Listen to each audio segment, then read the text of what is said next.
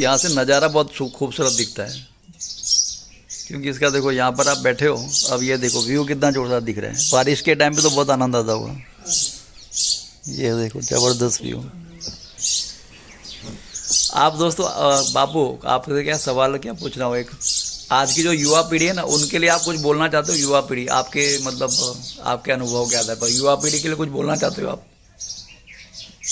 युवा पीढ़ी के लिए हम बोलना चाहते हैं कि भाई युवा पीढ़ी जो है इसको आगे बढ़ना है। तो जितना साइंस विकसित हो रहा है उतना हर बच्चे की जो चित्त की वृत्तियां है वो बहिर्मुख होती जा रही है। बराबर। इसीलिए वो वेवरिंग होता जा रहा है, तो कॉन्सेंट्रेट नहीं होता है।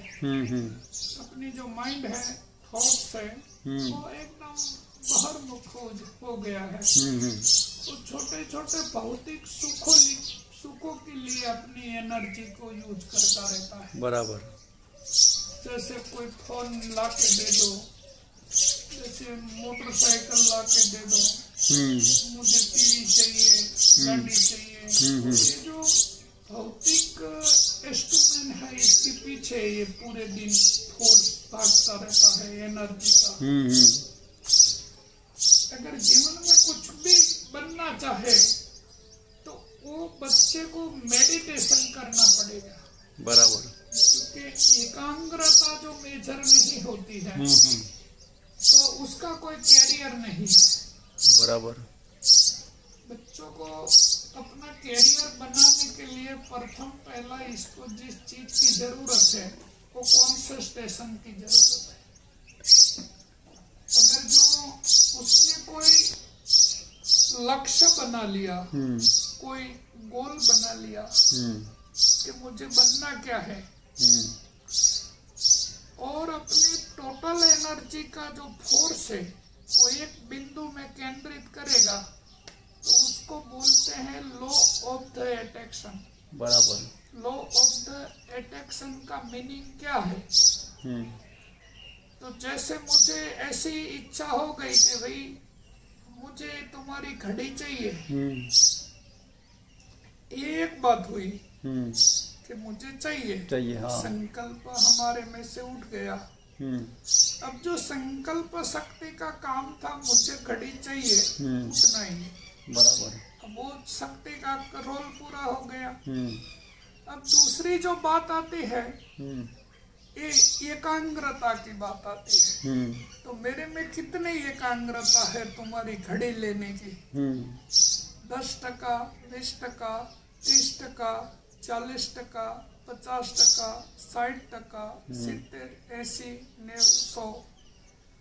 जो मेरे में 100% एकाग्रता आ जाएगी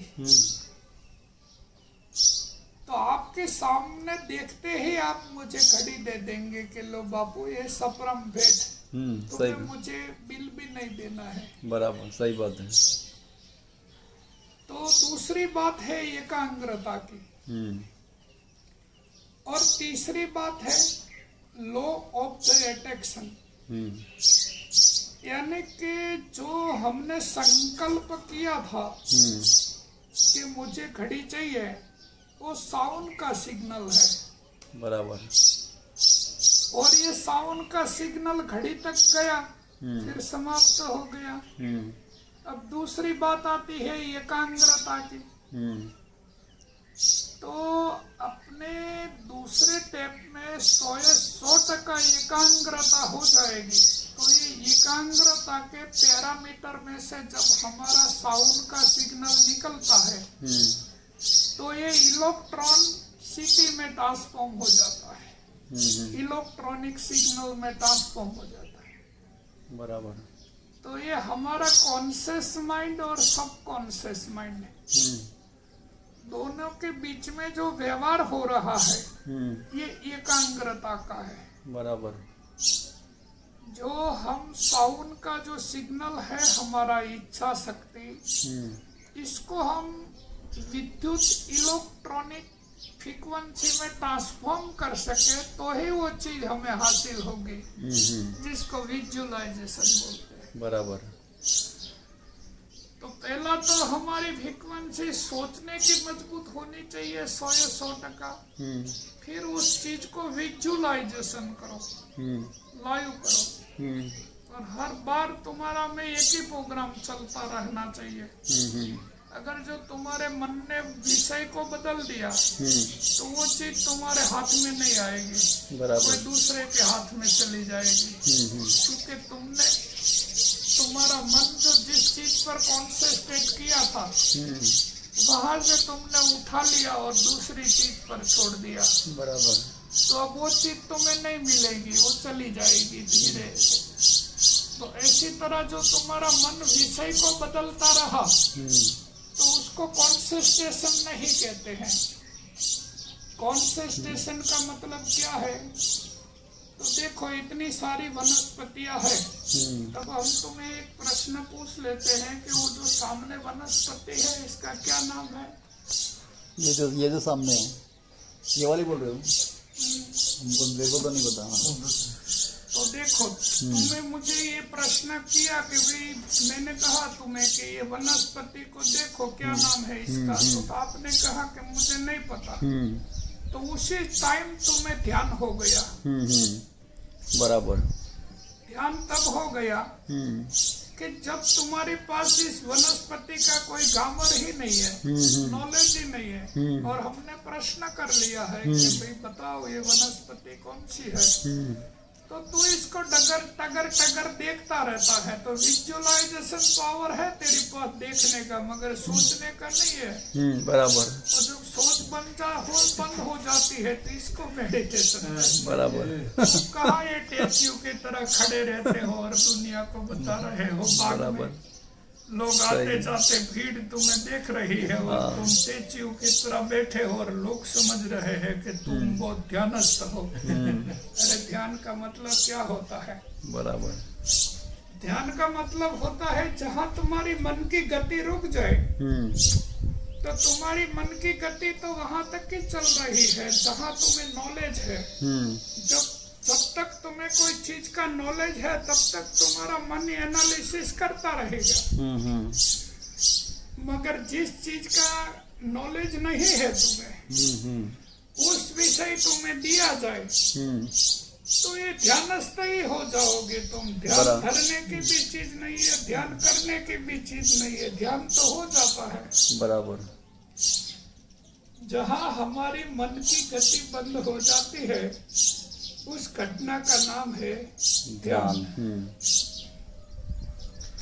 अब ये वनस्पति के बारे में तुम्हारे पास कोई ग्रामर नहीं है और हमने तुम्हें वही चीज दे दिया विषय में कि एनालिसिस करो कौन सी वनस्पति है। तो ग्रामर नहीं होने से तुम सोचना शुरू कर दोगे मगर कोई विचार आएगा नहीं। जैसे सोचते रहोगे तो तुम विजुअलाइजेशन में चले जाओगे मगर थॉट्स नहीं आएगा। सही बात है, बंद हो जाएगी। सही है। तो वही घटना को समझ लेना है। ध्यान किसको कहते हो तुम? सही है। ये एक बात हुई। और हम तो जब कोई एक चीज में ध्यानस्थ हो जाते हैं तो ध्यान का मतलब है एक चीज के ऊपर सोचना शुरू कर दो तो 8-10 विचार आएगा फिर बंद हो जाएगा। और जब हम सोच ही नहीं सकते हैं कोई चीज के बारे में तो उसी का नाम ध्यान है। मगर जब हम सोचना बंद कर देते हैं तो हम विषय भी बदल देते हैं। तो हमारा मन क्या डिप्टिंग करता रहता है। कभी ये विषय को पकड़ लेता है, उसको छोड़ देता है तो ये पकड़ लेता है, उसको छोड़ देता है तो ये पकड़ लेता है। अगर तुम्हारा मन कोई एक चीज में कॉन्सेंट्रेट हो गया तो उसी का नाम ध्यान है। और जब तुम्हारा मन विषय बदलना शुरू करता है तो उसका नाम है अध्यान। सही है। जब तुम्हारा मन कोई एक चीज को पकड़ लेता है तो इसको अमन अवस्था कहते हैं। और जब तुम्हारा मन बहुत सारा विषयों पर एक साथ काम करने लग जाता है तो उसको बोलते हैं अध्यान। बराबर। तो ऐसी जरा जब तुम्हारी विजुअलाइजेशन शक्ति भी बंद हो जाती है तो आदमी नो माइंड हो जाता है। तो जैसे हम तुम्हें कहेंगे कि ये जो सामने चीज दिखाई देती है तुम्हें, वो क्या है, तो उसका भी तुम्हारे पास कोई चित्र नहीं है, तो उसकी यही जगह पे दोनों फ्रीक्वेंसी रुक जाएंगे। तो उसका नाम है नो माइंड। बराबर। तो ये जो पूरा विश्व रॉयल फॉर्म में जहाँ भी है वो नो माइंड है। अच्छा। तो एक बार कोई बच्चा 0 डायमेंशन में जाएगा तभी इसको विजुअलाइजेशन और सोचने की शक्ति आएगी। बराबर। रॉयल। ये जो पढ़ी लिखे की बात है वो तो ठीक बात नहीं है। ये कोई लिखा लिखी की बात नहीं है, देखा देखी बात। जब दूल्हा दुल्हन मिल गया तो फीकी पड़ी बहरा। सही। जब तुम्हारी शब्द और सुरता का मेल हो जाता है तो ये हर कहानी उजागर हो जाती है। क्या बोलते हैं, एंड आ जाता है। एंड आ जाता है, सही बात है। सोचने का, देखने का सब पूरा हो जाता है। तो बच्चे को आगे निकलने के लिए इसको कॉन्सेंट्रेशन की जरूरत है, उसको एकाग्रता की जरूरत है। और एकाग्रता के लिए इसको ये नासिका की अड़ी अग्र पर उसको दृष्टि स्थिर करना पड़ेगा। और इसका मतलब होता है चित्त, जो अपना चित्त में 5 वृत्तियां उठती है। शब्द, स्पर्श, रूप, रस, गंध, तन मात्राएं है। और प्रणाम, विकल्प, निंद्रा, समृद्धि आदि जो चित्त में वृत्तियां उठती है और चित्त की अवस्थाएं होती है, जैसे क्षिप्त अवस्था, विक्षिप्त अवस्था, मूढ़ अवस्था, एकाग्र अवस्था और निरुद्ध अवस्था। तो चित्त अपना स्थिर करो, चित्त अपना स्थिर करो। नासिका अग्र नैन बराबर और श्वासा देखो दृष्टि से, तब पाओ सुख चैन। बराबर। बहुत बढ़िया, अति उत्तम, जबरदस्त।